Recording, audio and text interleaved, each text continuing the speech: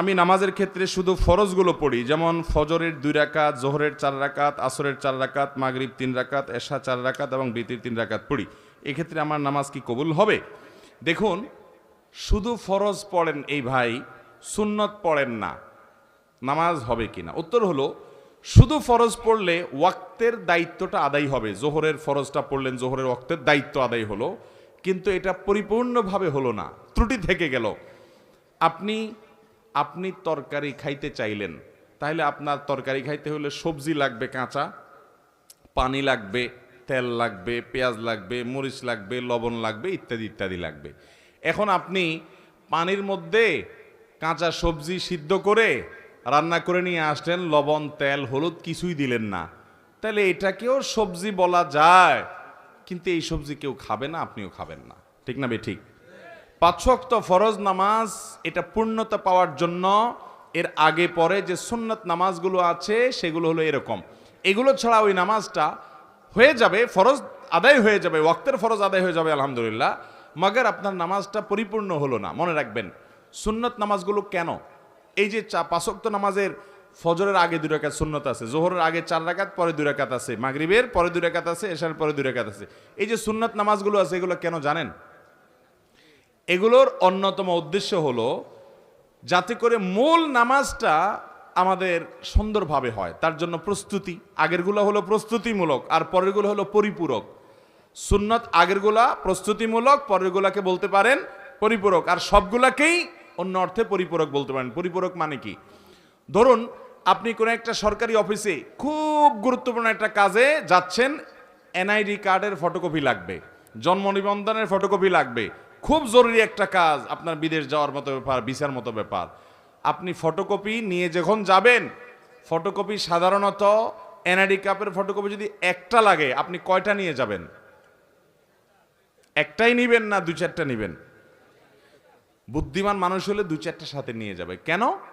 একটা যদি হারায় যায়, কোনো কারণে মিস হয়ে যায়, যাতে করে আমার কাজটা হয়ে যায়, হাতে রাখবে, এটা সে নিয়ে যাবে। ঠিক একইভাবে ভাইরা আমার, আপনি যখন 5 ওয়াক্ত নামাজের ফরজ নামাজ পড়বেন, কিয়ামতের ময়দানে যাবেন, আল্লাহ তাআলার কাছে দেখা গেল কোন একটা নামাজে ভেজাল ধরা পড়ছে, বাতিল হয়ে গেছে, তখন ওই সুন্নত বা নফল, অতিরিক্ত নফল নামাজ যে পড়বেন, এগুলো দিয়ে আল্লাহ তাআলা ফরজের ঘাটতি পূরণ করবেন।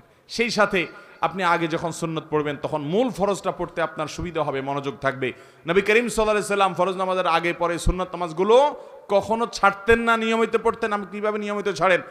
একবার জোহরের আগে 4 রাকাত ছুটে গেছে, তিনি পড়তে পারেন নাই মেহমান আসার কারণে, এগুলো পরে তিনি পড়ে দিয়েছেন, এরকম গুরুত্ব দিতেন। হ্যাঁ, আপনার কখনো কোনো কারণে এমন পরিবেশ হয়ে গেছে সুন্নত পড়ার কোনো সুযোগই পাইলেন না আপনি, অসুবিধা নাই, মাঝে মধ্যে হঠাৎ কালে ভদ্রে বাদ গেছে, অসুবিধা নাই, কিন্তু নিয়মিত এরকম করলে সেটা আপনার মূল সালাতের যে প্রোফাইল আল্লাহর কাছে থাকবে, সে ফাইলটা কিছুটা হলেও ত্রুটিপূর্ণ থাকবে। এটা সুন্নত, সাধারণ সুন্নত, সুন্নতে মুআক্কাদা। আমার ফজরের নামাজ প্রায় কাজা হয়, জোহরের সাথে মিলিয়ে জোহরের আগে সেই 2 রাকাত ফজরের কাজা পড়ে নেই, আমার নামাজ কি কবুল হবে? এই পাবলিক অনেকেই আছে, ফজরের নামাজ জামাতের সাথে মসজিদে গিয়ে আদায় করার মতো মুসল্লি, মুসলমানের সংখ্যা সমাজে অনেক না বেশি? সবচেয়ে কম মুসল্লি হয় কোন নামাজে? কারণ ইবলিস জানে এই নামাজটায় হাজির হলে অনেক বেশি ফজিলত পেয়ে যাবে, জোহরের নামাজের চাইতে এই নামাজে হাজির হওয়ার গুরুত্ব বেশি, মাগরিবে এশায় হাজির হওয়ার চাইতে ফজরে হাজির হওয়ার গুরুত্ব বেশি। এটা মাসআলা আপনি না জানলে কি হয়েছে, আপনার সাথে থাকা ইবলিস জানে, এই জন্য ইবলিসে ভোর রাতে আপনার ঠ্যাং টিপা শুরু করে। দেখবেন রাত 12টা 1টা 2টা পর্যন্ত ঘুম আসে না, ফেসবুক টিপতেছেন, ইউটিউব টিপতেছেন, মোবাইলে মুনাজাত ধরতেছেন, শয়তানের জিকির আজকার করতেছেন, এগুলো করতে করতে 12টা 1টা পর্যন্ত আপনার ঘুম আসে না। ঠিকই দেখবেন ফজরের আজানের আগ দিয়া দেখবেন এমন ঘুম আসে, অ্যালার্ম দিয়ে রাখলেও আর উঠতে মনে চায় না। ঠিক না বে ঠিক? শয়তান তখন কি বলে? নবী করিম সাল্লাল্লাহু আলাইহি সাল্লাম হাদিসে বলেছেন, শয়তান বলে ফজরের আজান হয়ে গেছে, অ্যালার্ম বাজছে, দেখতেছেন ঠান্ডা মাথায়, শয়তান বলে আরে রাত এখন অনেক বাকি, অ্যালার্ম দিছে, মোবাইলের গলা টিপে ধরে অ্যালার্ম কেটে দিয়ে আবার ঘুম। আছে না নাই? ফজর পড়তে পারে না। ভাইরা আমার, ফজরের গুরুত্ব অনেক বেশি। তো যেই মানুষ ফজরের নামাজ নিয়মিত জোহরের সাথে পড়ে, অনেকে আছে দেখবেন প্রবাসে অনেক ভাই আছে 7টা 8টা 9টার দিকে উঠা ফজর পড়ে, নিয়মিত যদি এরকম হয় তাহলে তার এ নামাজ হবে? ভাইরা আমার, একবার হঠাৎ 2 মাস 4 মাস পরে 6 মাস পরে জীবনে হঠাৎ একবার হয়েছে, হ্যাঁ ফজর নামাজ আপনি উঠতে পারেন নাই, মোবাইলে অ্যালার্ম বাজছে তাও হুঁশ নাই, এটা গ্রহণযোগ্য।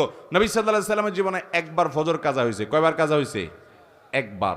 তো আপনার জীবনে 2, 4, 10 বার এভাবে হতে পারে, কিন্তু প্রতিদিন হওয়া এটা কোনো অবস্থাতে গ্রহণযোগ্য হতে পারে। ঠান্ডা মাথায় যারা নামাজ পড়ার এশার পরে শোয়ার সময় নিয়ত করে থয় যে সকাল 8টার দিকে উঠবে, অ্যালার্ম দিয়ে ছয়, তার ঈমান আছে কিনা এটা নিয়ে অনেক উলামা ইকরাম সন্দেহ করেছেন।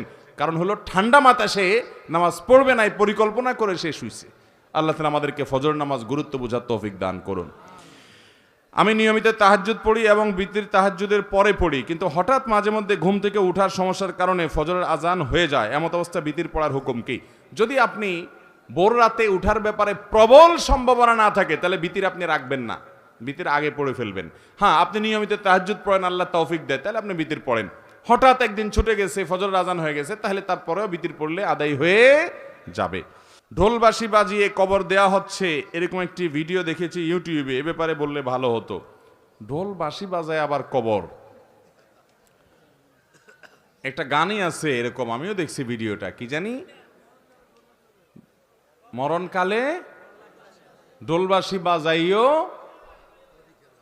কি ভাই, তরিকার ভাই না দরবারি ভাই? হ্যাঁ, এবং সে গানের একটা কথা খুব আপত্তিকর আছে, সেটা আরো বেশি, সেটা হলো কালেমা কালামও ভাই কোনো কিছুর দরকার নাই, কালিমা কালাম কিছুর দরকার নাই, ঢোলবাঁশি বাজাইতে বাজাইতে নিয়ে কবরে দিও।